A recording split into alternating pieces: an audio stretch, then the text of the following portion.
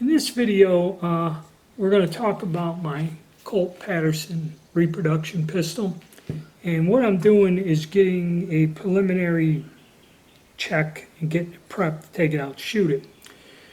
Because when I bought this gun, the individual packed, grease, oil-based lubricants and grease all through the gun. And when I cleaned it, took it apart, got most of it out, there was still heavy residue all over.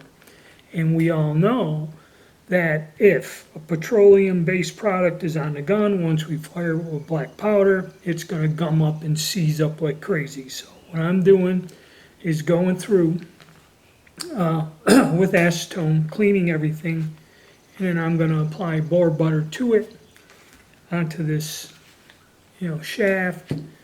And maybe what I also did was clean out the barrel and then run a patch with bore butter on there just to put a little bit of the lubricant, natural lubricant, in the barrel. Now, a few strange things about this revolver. One, to load it, you must disassemble the gun completely. There is no loading ram. Also, there is no forcing cone. Okay, which you will find on most of your other guns. And there was a video somebody in France made that shows when the guy shot this in an indoor range, the blast from in front of the cylinder. So this is part of the original design. I don't know how it will affect the functioning of the weapon, but we will find out. And also, which is unusual with this, if you notice down in here, there's this key.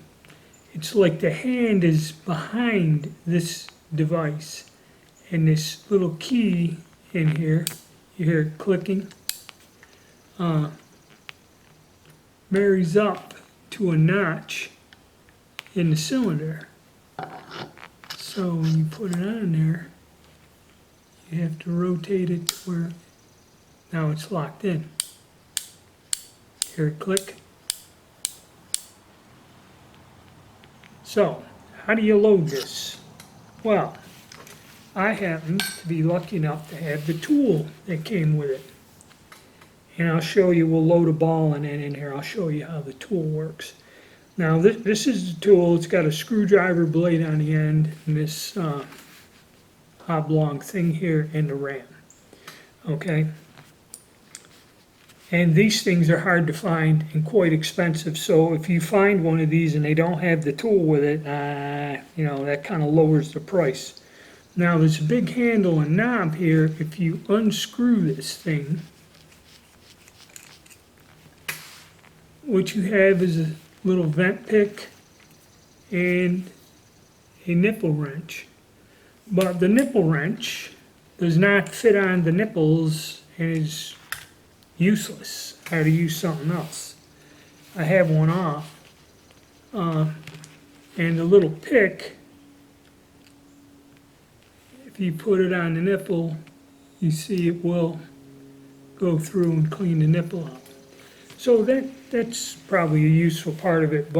And the screwdriver blade, these screws are all small and fine. I would not use that screwdriver blade on anything. Use hollow ground gunsmithing screws if you attempt to take this gun apart. These guns are no longer made, so you got to be careful with them. You don't want to break them. No spare parts.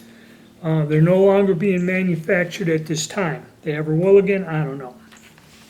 And this one's a little unusual. It's an engraved model of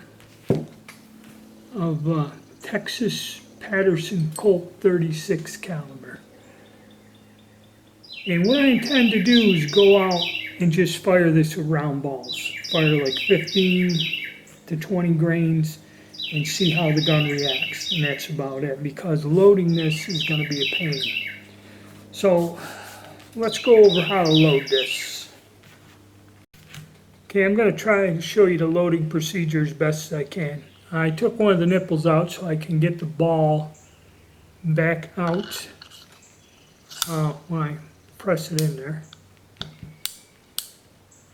And be this chamber here. Now I already squished it down to make sure, but if you put a ball you put your powder in, put the ball in, and you take your tool. You notice you can just barely you line it up. You put this thing in here, you line this up there, and then you would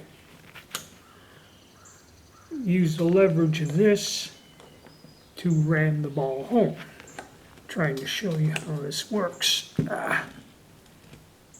As you can see, there we go. And then ram it home like that. And there you have your ball in there. Now, with our new little conical bullets, like, hey, you gonna try the conical bullet? Well, there's a problem. When you seat the conical bullet there like that, and you rotate it into position, it's sitting up too high. And no matter what you do, you can't get that ram over there. So I have come up with a solution, and I'll show you here in 1 second. All right, like I told you, our bullet sits too high.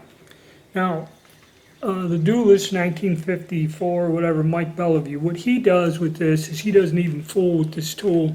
He just takes a ball starter, presses it in, and seats them outside the gun. We have to pull it apart to seat it, load it anyway.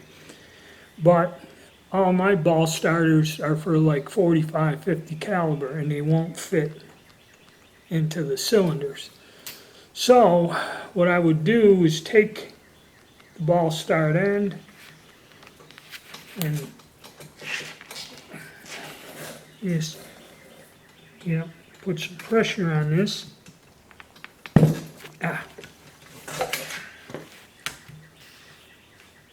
Push it down until it hits that second groove. Then place cylinder back in. And now we have enough room for our ram and tool to get over the bullet. And then push him home in there. I figured I'd show you all this here and not try to do it on the range with everything carrying, the noise and that. That way you can see this a little bit better. All right, there we go. Okay, and it is a 5-shot gun, so these will work, but I'm not going to fool around with them tomorrow. I'm just going to test this and see how the round ball does and see what a halfway decent load is.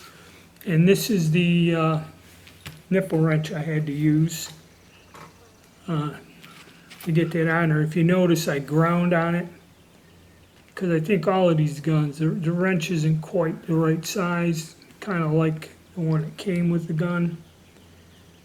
But then you have difficulty because the recesses on this cylinder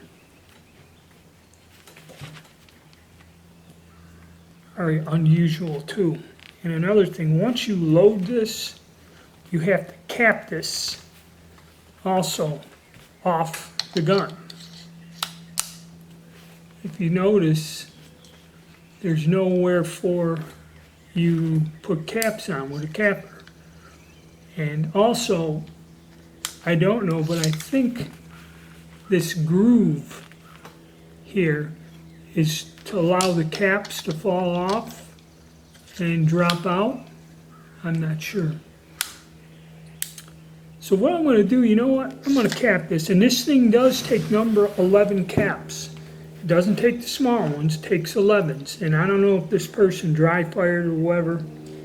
I'm going to cap it. We'll pop the caps off because I want to clear all the oil and crap out of the nipples. And I'm going to put it up. We'll go out tomorrow morning and shoot it.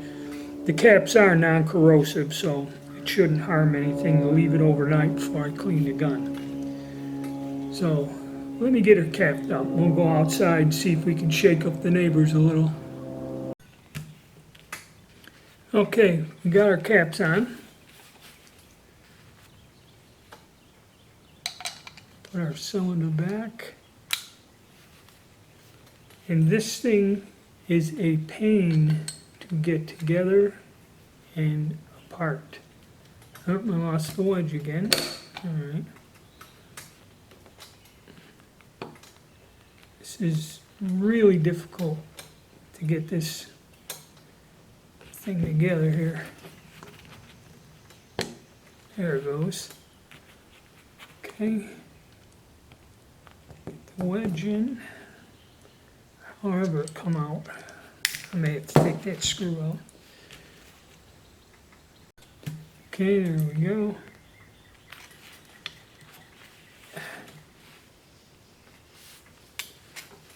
Trying to get this lined up. And this is just a wedge. There is no spring-loaded tab like on the others.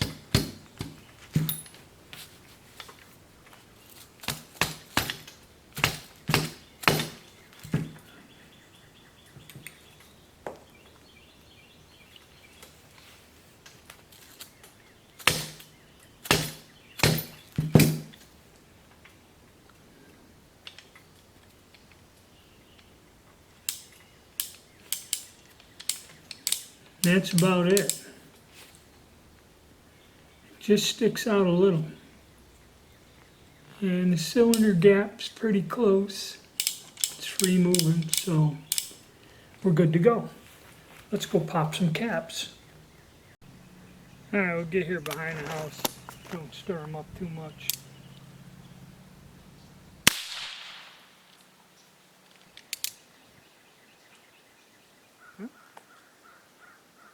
Timing, it didn't time up good.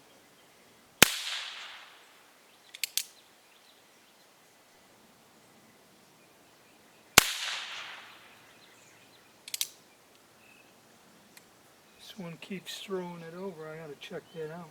Wow. Yeah, and they do. They drop out.